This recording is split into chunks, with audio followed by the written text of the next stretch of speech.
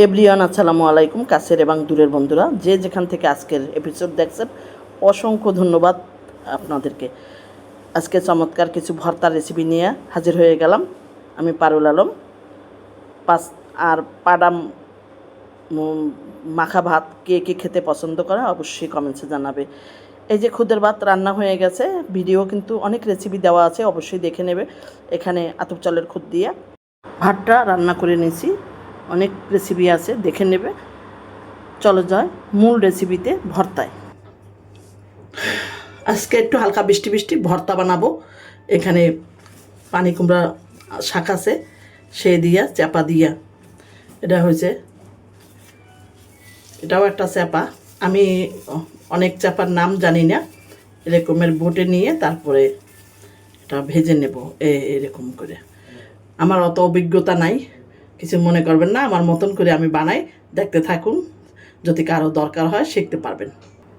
এখানে কচু পাতা আছে, দেখা যাক। এগুলো আমার ছাদ বাগানের, কিন্তু কচু পাতা দিয়েও আমি একটা এই চাপা দিয়ে, এই যে চাপা, এটা হচ্ছে চাপা শুটকি দিয়ে এভাবে বড়া করে নেব, তারপরে ভর্তা করব। এই যে হইল, এখানে রসুন, পেঁয়াজ, শুকনা মরিচ। চলো যাই ভর্তা বানাইতে। প্রথমে একটা কড়াই দিয়ে দিলাম, এখানে পরিমাণ মতন তেল দিয়ে দিলাম। আমার ভর্তা বানাইতে মরিচ লাগবে, শুকনা মরিচ, আপনারা কাঁচা মরিচ দিয়েও পারেন। রসুন আগে মরিচটা ভেজে নিচ্ছি আমি, তারপর রসুনটা হালকা ভাজার পরে কিন্তু পেস্টটা দিয়ে দিছি। এই টিপসটাও কিন্তু মনে রাখতে হবে। এখন একসাথে নেড়ে চেড়ে হালকা বাদামি কালার করে ভেজে নেব। হয়ে গেল কিন্তু আমার পেঁয়াজ মরিচ ভাজা একসাথে। এখন সরিষার তেল দেব, দিয়ে সেই বড়াগুলা, চাপা শুটকির বড়াগুলা সব একবারে কিন্তু দিয়ে দেব। উল্টায় পাল্টাইয়া খুব সুন্দর করে বড়াগুলা ভেজে নিতে আছে। সুন্দর একটা ফ্লেভার, যেমন দেখতে তেমন কিন্তু খেতে ছিল। যদি আপনাদের কাছে রেসিপি ভালো লাগে অবশ্যই ইউটিউব থেকে দেখলে ইউটিউব চ্যানেলটা সাবস্ক্রাইব, এবং ফেসবুক পেজ থেকে দেখলে ফেসবুক পেজটা ফলো করে নতুন ভিডিও আপডেট দেখার জন্য রেখে দেবেন। এখন পাটায় ভর্তা না বানাইলে কিন্তু ভালো লাগে না। অনেকেই ব্লেন্ডারে জারে বানান, সেটা আপনাদের বিষয়, কিন্তু হাতে বানানো ভর্তার স্বাদ কিন্তু সেই। এখন আমি একে একে ভর্তা কিন্তু বানাই নিতে আছি। আলাদা আলাদা ভর্তা বানাবো। কচু পাতার ভর্তাটা কিন্তু এখনই বানাইতেছি। পরিমাণ মতন সব মরিচ, পেঁয়াজ, রসুন দিয়ে একেবারে পরিমাণ মতন দিয়ে ভালো করে মিশিয়ে কিন্তু বানাই নিলাম। হয়ে গেল কিন্তু আমার কচু পাতার শুটকি, চাপা শুটকির ভর্তা। এখানে আমি 3টা ভর্তা বানাবো, দেখতে থাকেন। এখন হলো চাল কুমড়ার পাতা চাপা ভর্তা, সেটাও কিন্তু পেঁয়াজ রসুন ভাজা একসাথে দিয়ে সুন্দর করে বেটে নিতে আসি।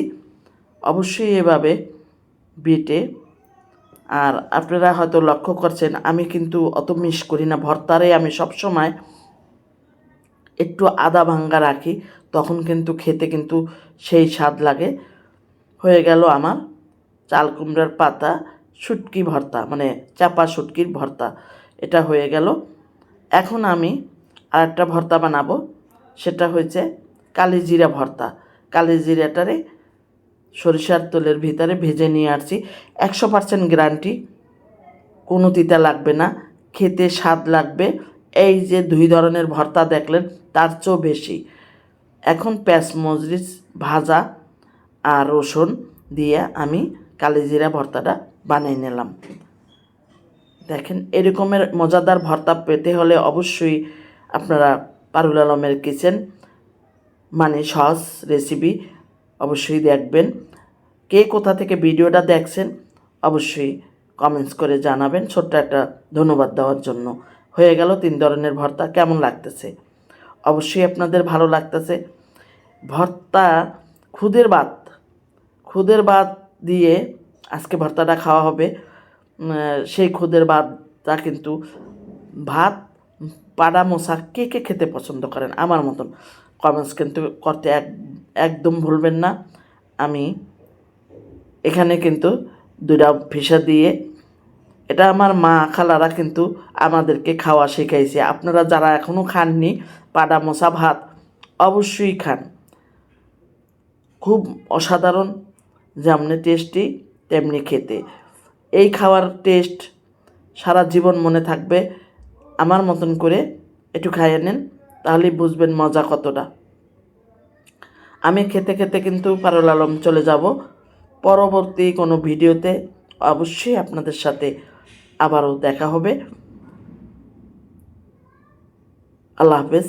আসসালামু আলাইকুম ওয়া রাহমাতুল্লাহ।